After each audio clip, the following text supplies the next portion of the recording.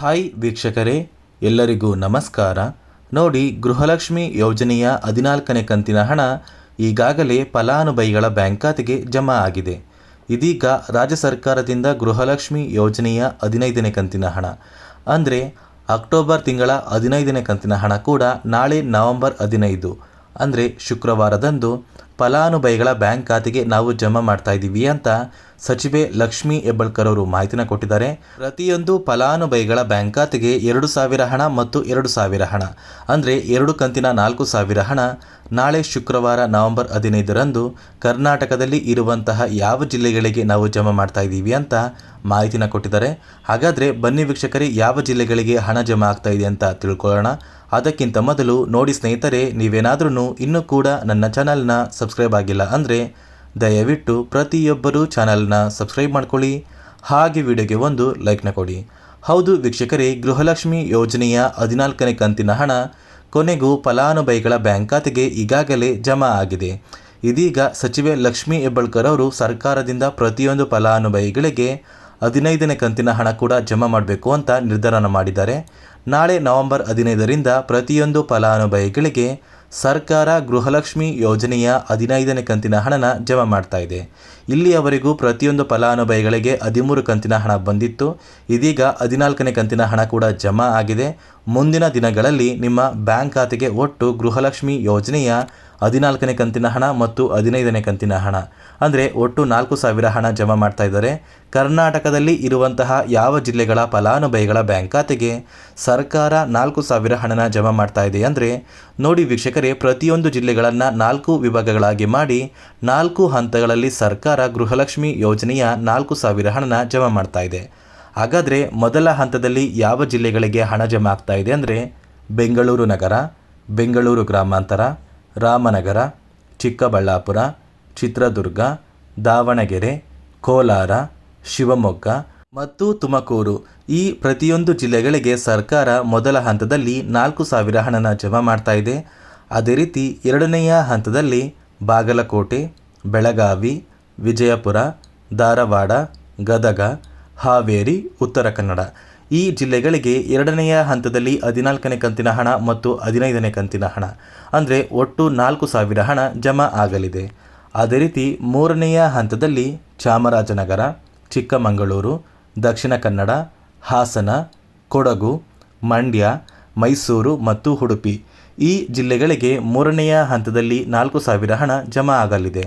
ಅದೇ ರೀತಿ ನಾಲ್ಕನೆಯ ಮತ್ತು ಕೊನೆಯ ಹಂತದಲ್ಲಿ ಬಳ್ಳಾರಿ, ಬೀದರ್, ಕಲಬುರಗಿ, ಕೊಪ್ಪಳ, ರಾಯಚೂರು, ಯಾದಗಿರಿ ಮತ್ತು ವಿಜಯನಗರ ಈ ಜಿಲ್ಲೆಗಳಿಗೆ 4ನೆಯ ಹಂತದಲ್ಲಿ 14ನೇ ಕಂತಿನ ಹಣ ಮತ್ತು 15ನೇ ಕಂತಿನ ಹಣ ಅಂದರೆ ಒಟ್ಟು 4,000 ಹಣ ಜಮಾ ಮಾಡ್ತಾ ಇದ್ದೀವಿ ಅಂತ ಸಚಿವೆ ಲಕ್ಷ್ಮೀ ಹೆಬ್ಬಾಳ್ಕರ್ ಅವರು ಪ್ರತಿಯೊಂದು ಗೃಹಲಕ್ಷ್ಮಿ ಯೋಜನೆಯ ಫಲಾನುಭವಿಗಳಿಗೆ ಮುಖ್ಯವಾದ ಮಾಹಿತಿನ ಕೊಟ್ಟಿದ್ದಾರೆ. ಅದೇ ರೀತಿ ಸರ್ಕಾರದಿಂದ ನೀವು 4,000 ಹಣನ ಪಡಿಬೇಕು ಅಂದರೆ ಕೆಲವೊಂದು ಹೊಸ ನಿಯಮಗಳನ್ನ ಸರ್ಕಾರ ಜಾರಿಗೆ ತಂದಿದೆ. ಈ ಒಂದು ನಿಯಮದ ಆಧಾರದ ಮೇಲೇ ನಿಮ್ಮ ಬ್ಯಾಂಕ್ ಖಾತೆಗೆ ಗೃಹಲಕ್ಷ್ಮಿ ಯೋಜನೆಯ 4,000 ಹಣ ಜಮಾ ಆಗೋದು. ಅದೇ ರೀತಿ ನಿಮ್ಮ ಬ್ಯಾಂಕ್ ಖಾತೆಗೆ 14 ಮತ್ತು 15ನೇ ಕಂತಿನ ಹಣ ಜಮಾ ಆಗಬೇಕು ಅಂದರೆ ಸರ್ಕಾರದಿಂದ ಇಲ್ಲಿಯವರೆಗೂ ಬಿಡುಗಡೆಯಾಗಿರುವ ಗೃಹಲಕ್ಷ್ಮಿ ಯೋಜನೆಯ ಒಟ್ಟು 13 ಕಂತಿನ ಹಣನ ನೀವು ಪಡ್ಕೊಂಡಿದ್ದೀರಾ ಮಾತ್ರ 14ನೇ ಕಂತಿನ ಹಣ ಮತ್ತು 15ನೇ ಕಂತಿನ ಹಣ ನಿಮ್ಮ ಬ್ಯಾಂಕ್ ಖಾತೆಗೆ ಜಮಾ ಆಗೋದು. ನಿಮ್ಮ ಬ್ಯಾಂಕ್ ಖಾತೆಗೆ ಪೆಂಡಿಂಗ್ ಹಣ ಇನ್ನೂ ಕೂಡ ಜಮಾ ಆಗಿಲ್ಲ ಅಂದರೆ ಯಾವುದೇ ರೀತಿಯ ಗೃಹಲಕ್ಷ್ಮಿ ಯೋಜನೆಯ ಹಣ ನಿಮ್ಮ ಬ್ಯಾಂಕ್ ಖಾತೆಗೆ ಬರೋದಿಲ್ಲ. ಪೆಂಡಿಂಗ್ ಇರುವಂತಹ ಫಲಾನುಭವಿಗಳು ಪೆಂಡಿಂಗ್ ಹಣನ ನಿಮ್ಮ ಬ್ಯಾಂಕ್ ಖಾತೆಗೆ ಆದಷ್ಟು ಬೇಗ ಪಡ್ಕೊಂಡ್ರೆ ಮಾತ್ರ ಸರ್ಕಾರದಿಂದ ಹಣನ ನಿಮ್ಮ ಬ್ಯಾಂಕ್ ಖಾತೆಗೆ ಜಮಾ ಮಾಡ್ತಾರೆ. ಸಾಕಷ್ಟು ಫಲಾನುಭವಿಗಳ ಬ್ಯಾಂಕ್ ಖಾತೆಗೆ ಈಗಾಗಲೇ 14ನೇ ಕಂತಿನ ಹಣ ಕೂಡ ಜಮಾ ಆಗಿದೆ. ನಾಳೆಯಿಂದ ಅಂದರೆ ಶುಕ್ರವಾರದಿಂದ 15ನೇ ಕಂತಿನ ಹಣ ಕೂಡ ನಿಮ್ಮ ಬ್ಯಾಂಕ್ ಖಾತೆಗೆ ಬರುತ್ತೆ. ಯಾರಿಗೆಲ್ಲ ಇನ್ನೂ ಕೂಡ 14ನೇ ಕಂತಿನ ಹಣ ಬಂದಿಲ್ಲ ಇಂತಹ ಪ್ರತಿಯೊಂದು ಫಲಾನುಭವಿಗಳಿಗೆ ಸರ್ಕಾರದಿಂದ ಒಟ್ಟು 4,000 ಹಣ ಜಮಾ ಆಗ್ತಾ ಇದೆ. ಮತ್ತೆ ವೀಕ್ಷಕರೇ, ಸಚಿವೆ ಲಕ್ಷ್ಮೀ ಹೆಬ್ಬಾಳ್ಕರ್ ಅವರು ಗೃಹಲಕ್ಷ್ಮಿ ಯೋಜನೆಯ ಪ್ರತಿಯೊಂದು ಫಲಾನುಭವಿಗಳಿಗೆ 5 ಮುಖ್ಯವಾದ ಹೊಸ ನಿಯಮಗಳನ್ನ ಜಾರಿಗೆ ತಂದಿದ್ದಾರೆ. ಈ ಒಂದು ನಿಯಮದ ಆಧಾರದ ಮೇಲೇ ನಿಮ್ಮ ಬ್ಯಾಂಕ್ ಖಾತೆಗೆ ಮುಂದಿನ ದಿನಗಳಲ್ಲಿ ಸರ್ಕಾರದಿಂದ ಬರುವಂತಹ ಗೃಹಲಕ್ಷ್ಮಿ ಯೋಜನೆಯ 2,000 ಹಣ ಜಮಾ ಆಗೋದು. ಮೊದಲನೆಯ ಒಂದು ನಿಯಮ ಬಂದು ನಿಮ್ಮ ಬಳಿ ಇರುವಂತಹ ಒಂದು ರೇಷನ್ ಕಾರ್ಡ್ ಏನಿದೆ ಆ ಒಂದು ರೇಷನ್ ಕಾರ್ಡಿಗೆ ಕಡ್ಡಾಯವಾಗಿ ಪ್ರತಿಯೊಬ್ಬರು ಕೂಡ ಈ KYCನ ಮಾಡಿಸಬೇಕು. ಹಾಗಾದರೆ ಈ KYC ಅಂದರೆ ಏನು ಅಂತ ನೀವು ಕೇಳ್ಬೋದು. ನೋಡಿ ವೀಕ್ಷಕರೇ, ನಿಮ್ಮ ಕುಟುಂಬದಲ್ಲಿ ಇರುವಂತಹ ಪ್ರತಿಯೊಂದು ಸದಸ್ಯರ ಆಧಾರ್ ಕಾರ್ಡ್ನ ನಿಮ್ಮ ರೇಷನ್ ಕಾರ್ಡ್ಗೆ ಲಿಂಕ್ ಮಾಡಿಸ್ಬೇಕು. ಒಂದು ವೇಳೆ ನಿಮ್ಮ ಕುಟುಂಬದ ಸದಸ್ಯರ ಆಧಾರ್ ಕಾರ್ಡ್ ಏನಾದ್ರೂ ನಿಮ್ಮ ರೇಷನ್ ಕಾರ್ಡ್ಗೆ ಲಿಂಕ್ ಮಾಡಿಸಿಲ್ಲ ಅಂದರೆ ನಿಮ್ಮ ಬ್ಯಾಂಕ್ ಖಾತೆಗೆ ಹಣ ಜಮಾ ಆಗೋದಿಲ್ಲ. ಸಾಕಷ್ಟು ಫಲಾನುಭವಿಗಳು ನಿಮ್ಮ ಒಂದು ರೇಷನ್ ಕಾರ್ಡಿಗೆ ಈ KYCನ ಮಾಡಿಸಿದ್ದೀರಾ. ಅದೇ ರೀತಿ ಇನ್ನೂ ಕೂಡ ಕೆಲವೊಂದು ಫಲಾನುಭವಿಗಳು ಅವರ ರೇಷನ್ ಕಾರ್ಡಿಗೆ ಈ KYCನ ಮಾಡಿಸ್ಬೇಕು ಅಂತ ಸರ್ಕಾರ ಒಂದು ಆದೇಶನ ಕೊಟ್ಟಿದೆ.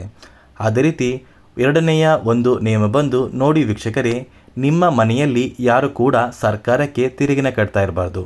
ಒಂದು ವೇಳೆ ನಿಮ್ಮ ಮನೆಯ ಸದಸ್ಯರು ಅಥವಾ ನೀವು ಸರ್ಕಾರಕ್ಕೆ ತೆರಿಗೆನ ಕಟ್ತಾ ಇದ್ರೆ ನಿಮ್ಮ ಬ್ಯಾಂಕ್ ಖಾತೆಗೆ ಸರ್ಕಾರದಿಂದ ಬರಬೇಕಾಗಿರುವ ಗೃಹಲಕ್ಷ್ಮಿ ಯೋಜನೆಯ 4,000 ಹಣ ಜಮಾ ಆಗೋದಿಲ್ಲ.